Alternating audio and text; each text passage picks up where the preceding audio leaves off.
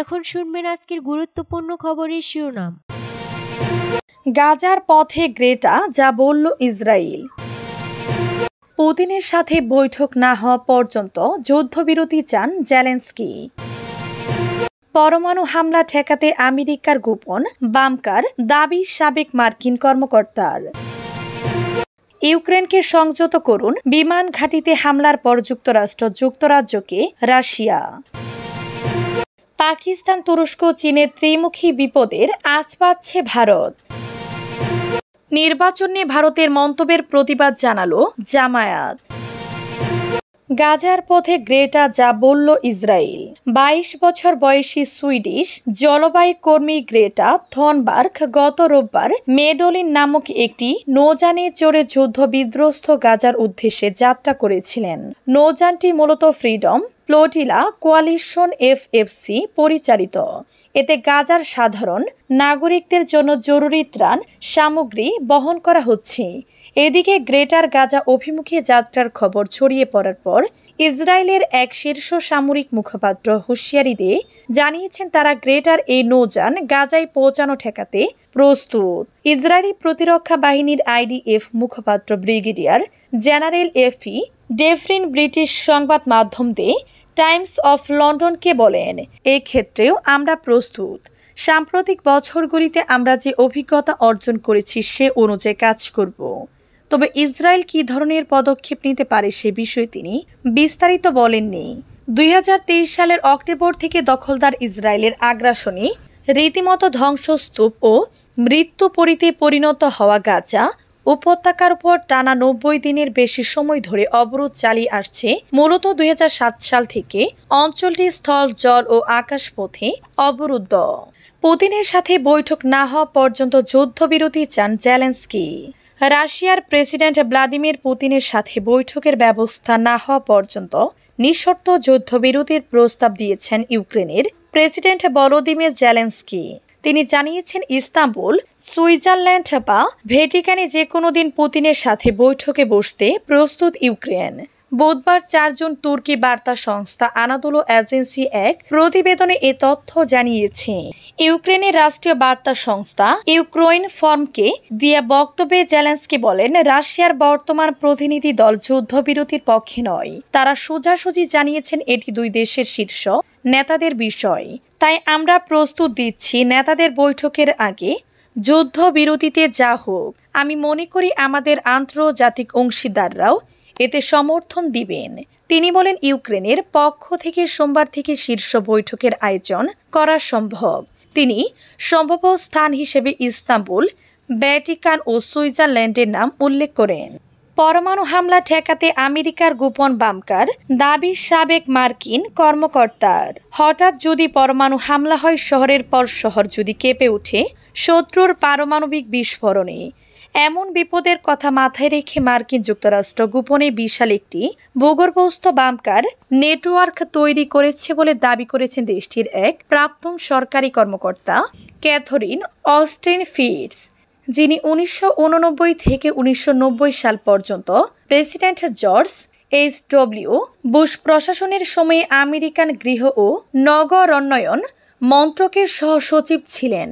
সম্প্রতি এক পডকাস্ট অনুষ্ঠানে যোগ দিয়ে তিনি বলেন, 1998 থেকে 2015 সালের মধ্যে 21 লক্ষ কোটি ডলার খরচ করে প্রায় 170টি ভূগর্ভস্থ ঘাঁটি তৈরি করেছে আমেরিকা। এমন অর্থ এসেছে অনুমোদিত সরকারি খরচ থেকে। ক্যাথরিনের দাবি, এই বাংকারগুলো কেবল ক্ষমতাশালীদের জন্য, সাধারণ মানুষের প্রবেশাধিকার নেই। কিন্তু বাংকার এমনকি সমুদ্রের তলদেশেও অবস্থিত বলে জানান তিনি। পডকাস্টে তিনি আরও বলেন, এই বাংকারগুলো তৈরি করা হয়েছে পারমাণবিক যুদ্ধ বা বৈশ্বিক দুর্যোগের সময় আশ্রয় নেওয়ার জন্য। ইউক্রেনকে সংযত করুন, বিমান ঘাঁটিতে হামলার পর যুক্তরাজ্যকে রাশিয়া। রাশিয়ার বেশ ভিতরের একাধিক বিমান ঘাঁটিতে কৌশলগত বোমারু বিমানের উপর ইউক্রেনীয় হামলার প্রতিক্রিয়ায় রাশিয়ার সব সামরিক বিকল্পই বিবেচনা করেছে বলে জানিয়েছে মস্কো। হামলায় পশ্চিমা দেশগুলোর সংশ্লিষ্টতা ছিল বলে অভিযোগ করে রাশিয়া কিয়েভকে সংযত করতে যুক্তরাষ্ট্র ও যুক্তরাজ্যের প্রতি আহ্বান জানিয়েছে। বার্তা সংস্থা রয়টার্স লিখেছে, তিনি বছরের যুদ্ধের পরও ইউক্রেনের যে পাল্টা আঘাতের সক্ষমতা আছে রুশ কৌশলগত বোমারু বিমানের উপর ড্রোন হামলাকে তারাই প্রমাণ হিসেবে দেখতে চাইছেন ইউক্রেনের নেতারা। যুক্তরাষ্ট্র ও যুক্তরাজ্যের কর্মকর্তারা বলেছেন, সপ্তাহান্তে রুশ সামরিক ঘাঁটিগুলিতে পারমাণবিক অস্ত্র বহনের সক্ষম দূরপাল্লার বোমারু বিমানে ইউক্রেনের হামলার ব্যাপারে তারা আগে থেকে কিছুই জানতেন না। ইউক্রেন মঙ্গলবার ক্রাইমিয়ার সঙ্গে রাশিয়ার মূল ভূখণ্ডের সড়ক ও রেল যোগাযোগ বন্ধেরও চেষ্টা করেছিল।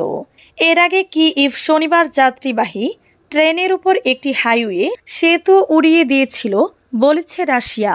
ওই ঘটনায় অন্তত 7 বেসামরিক নিহত হয়েছে। এদিকে মার্কিন প্রেসিডেন্ট ডোনাল্ড ট্রাম্পের ইউক্রেন বিষয়ক দূত বলেছেন, রাশিয়ার পারমাণবিক অস্ত্র বহনে সক্ষম বোমারু বিমানের উপর হামলার পর যুদ্ধের তীব্রতা বেড়ে যাওয়ার ঝুঁকি সৃষ্টি করেছে। সপ্তাহখানিক আগে আকাশপথে ইউক্রেনে রাশিয়ার তুমুল হামলার পর ট্রাম্প রুশ প্রেসিডেন্ট ভ্লাদিমির পুতিনকে তিরস্কার করেছিলেন।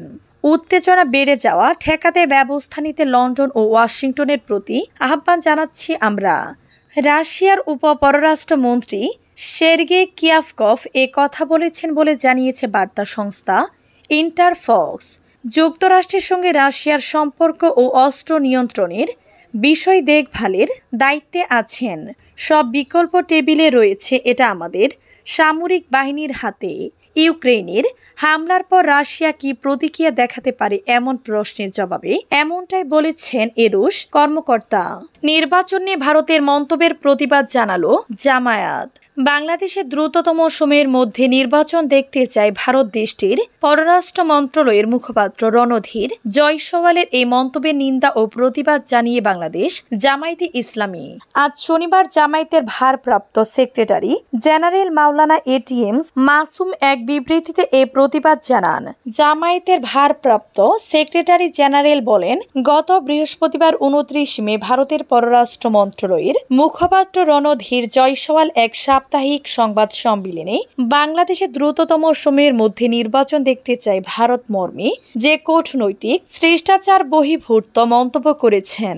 আমরা তা নিন্দা ও প্রতিবাদ জানাচ্ছি। বাংলাদেশের মতো একটি স্বাধীন সার্বভৌম রাষ্ট্রের অভ্যন্তরীণ বিষয়ে ভারতের পররাষ্ট্র মন্ত্রণালয়ের মুখপাত্রের এ ধরনের মন্তব্য বাংলাদেশের অভ্যন্তরীণ বিষয়ে হস্তক্ষেপের শামিল এবং জাতিসংঘ ঘোষিত সনদের লঙ্ঘন।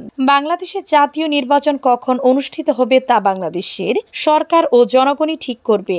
জামায়াতের এই নেতা আরো বলেন, ভবিষ্যতে বাংলাদেশের অভ্যন্তরীণ বিষয়ে মন্তব্য করার ক্ষেত্রে জাতিসংঘ সনদ মেনে চলার জন্য আমরা ভারত সরকারের প্রতি আহ্বান জানাচ্ছি।